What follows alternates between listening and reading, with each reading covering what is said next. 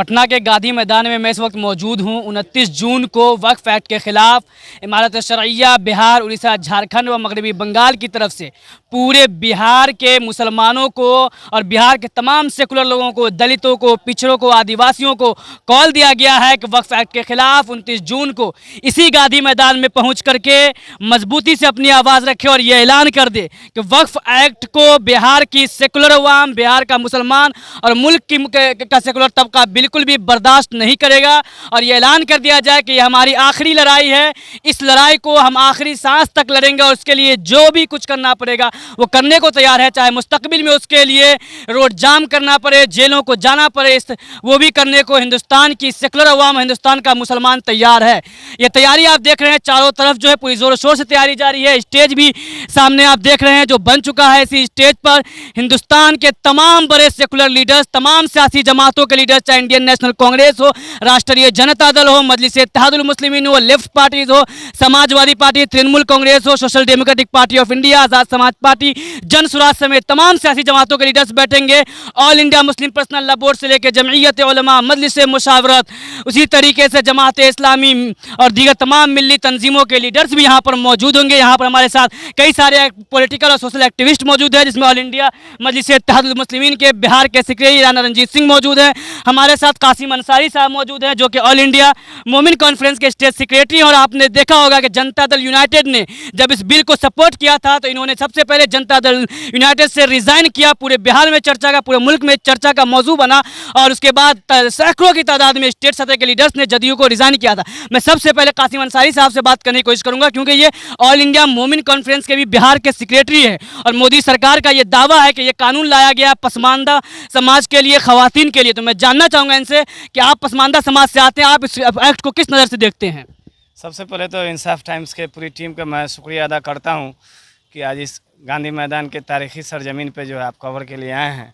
और ये 29 जून को जो वक्फ बचाओ दस्तूर बचाओ कॉन्फ्रेंस है, इसके तैयारी के जायजा के और रिपोर्टिंग के लिए आप तशरीफ़ लाए हैं। दोबारा जो है आपका मुबारकबाद पेश करता हूँ।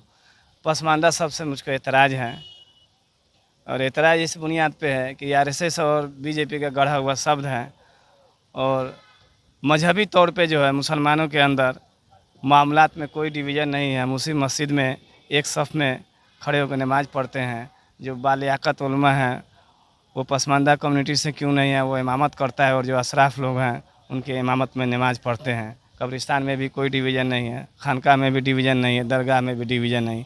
हाँ, बर्र-ए-सगीर ख़ास तौर से भारतीय उपमहाद्वीप में जो कास्टिज़म हज़ारों वर्ष ब्राह्मणवाद के जो देन है उसमें जकड़े रहे। धार्मिक रूप से तो हम बदले, लेकिन सामाजिक तौर पे रहन सहन में हमारा बदलाव नहीं हुआ। ये हमारे अकाबिर की बड़ी कमी रही और ये भी बदलना चाहिए था। और हम जैसे राना रंजीत भाई जैसे लोग जो है, नौजवान साथी इस दर्द को समझ रहे हैं।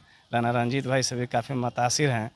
ये भी एक शरण समुदाय से आते हैं, लेकिन दलितों के घर जाके जो है ये खाना पीना और रहन सहन माने सामाजिक तौर पे एक मुहिम छेड़े हुए हैं। इनका भी मैं धन्यवाद करता हूं। ज़मीनों पर ये कहा जाता है कि जो अशराफ तबका के लोग हैं उनका ही कब्जा है पूरे तौर पे पूरे मुल्क के अंदर।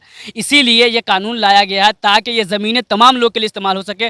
और जो पसमानदा जिनको कहा जाता है, जिनको गढ़ा गया, आप कहते हैं कि आरएसएस और बीजेपी के ज़रिए से, उस पसमानदा को भी वक्फ की ज़मीनों को फ़ायदा पहुँच सके, ये दावा है सरकार का। आप इस पर क्या कहेंगे? देखिए, मैं तो मोतिहारी से बिलोंग रखता हूँ, पूर्वी चंपारण उसका ज़िला है।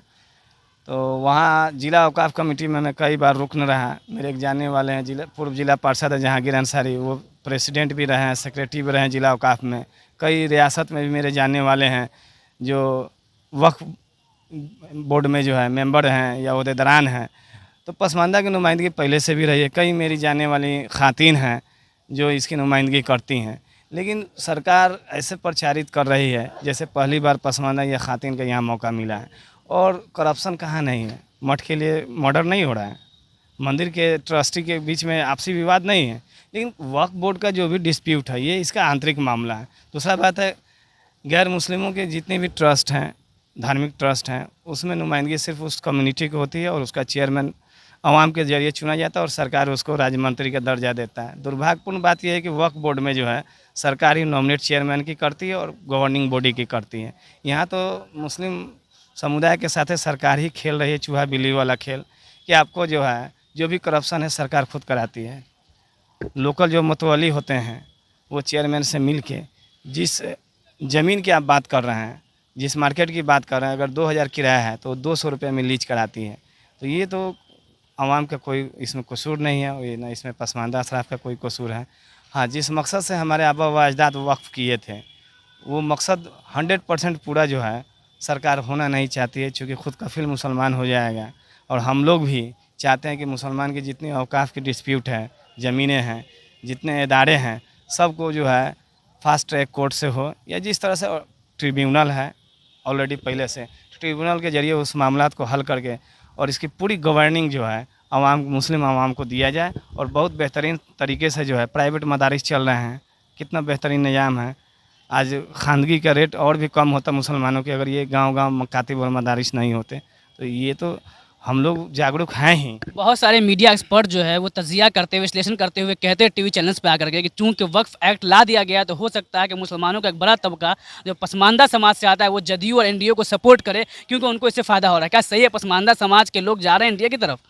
आज मैं पटना गली-गली घूम रहा था, कई मोहल्लों में गया इसी ताल्लुक़ से, बेदारी के ताल्लुक़ से, तो सबसे ज़्यादा जो भीड़ होगी गांधी मैदान में वो पसमानदा तबका से ही होगी।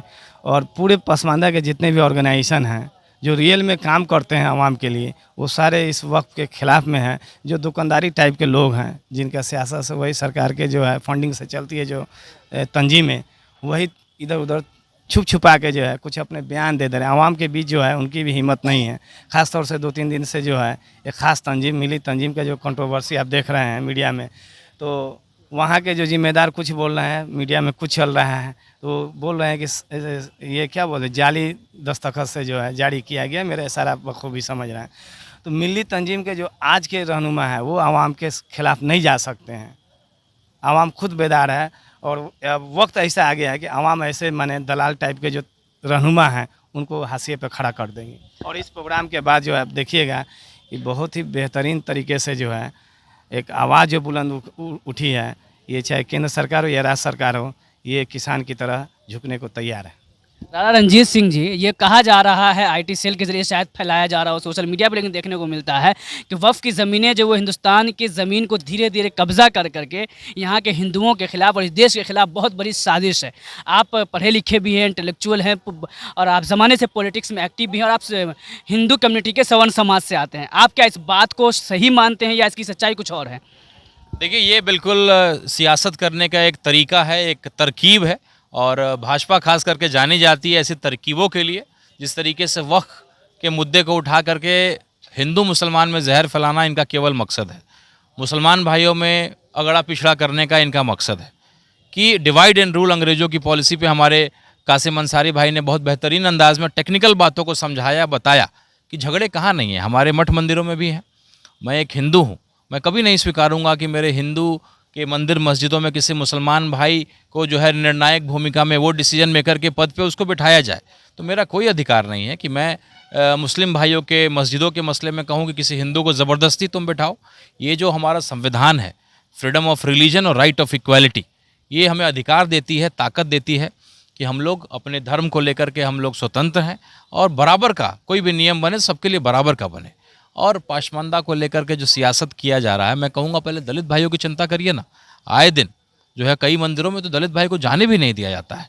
और पाशमानदा की चिंता अगर करते हैं, मेरे एक भाई कह रहे थे कि उनको बनाइए, टिकट दीजिए विधानसभा में। भाजपा को इतनी चिंता है, जेडीयू को इतनी चिंता है, तो दे कम से कम 25-30 पाशमानदा भाई को जो है टिकट दे, अंसारी भाई को टिकट दे। अली अंसारी साहब को 2 बार राज्यसभा भेजा जदयू ने, तो फिर से भेजे, फिर से जरा सा लाए। देखिए, पुराना बात अलग था, 2014 के बाद अलग भारत तैयार हो गया है।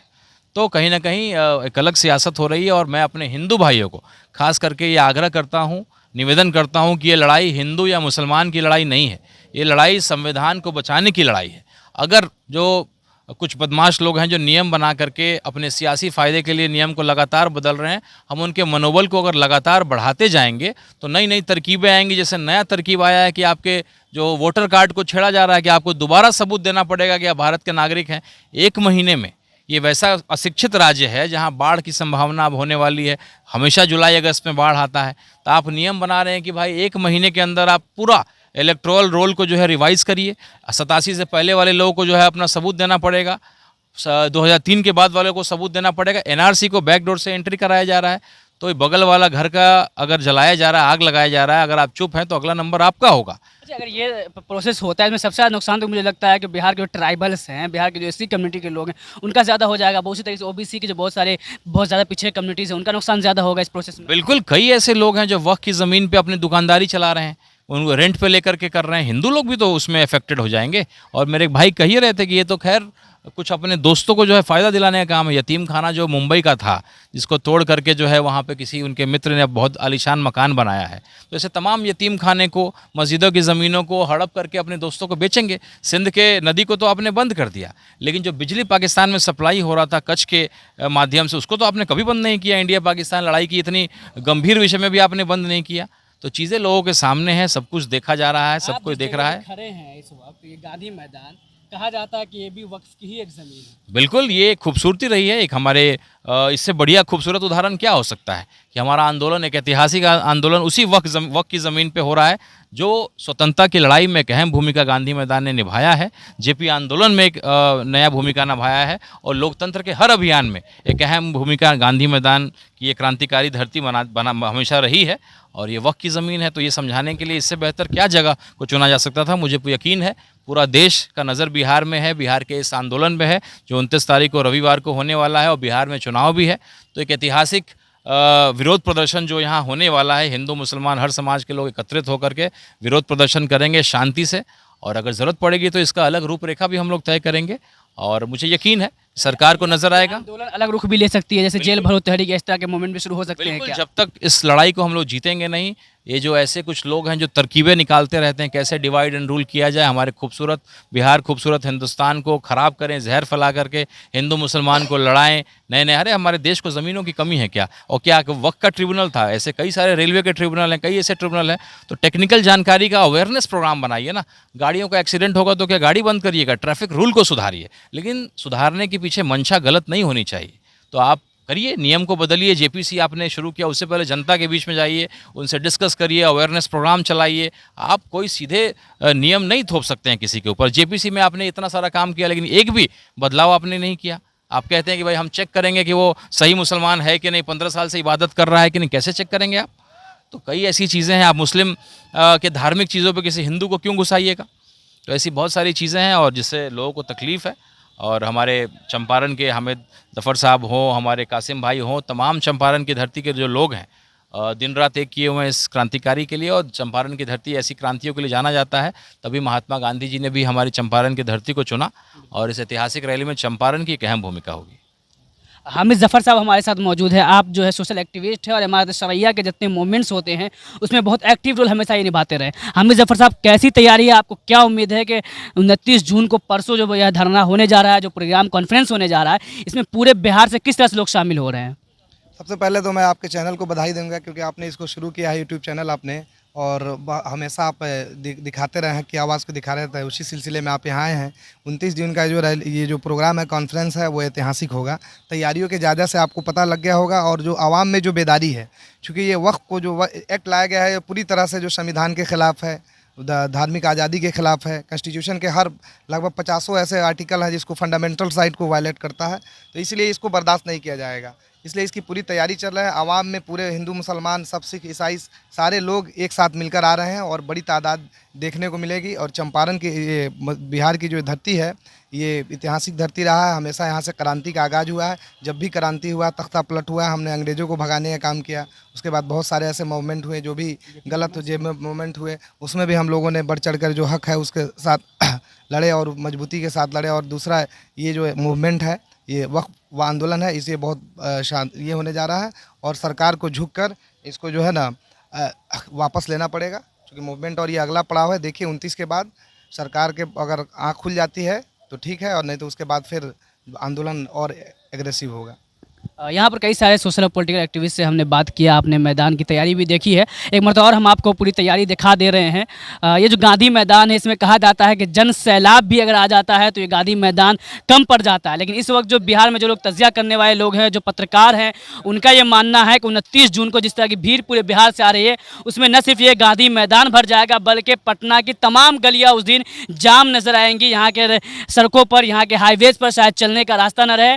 और जितने लीडर्स हैं उनका ये कहना है कि ये लड़ाई की एक नई शुरुआत है। यहाँ से पूरे मुल्क में लड़ाई को एक नई दिशा मिलेगी, एक नया रास्ता मिलेगा। आगे देखते हैं ये लड़ाई क्या रुख अपनाती है।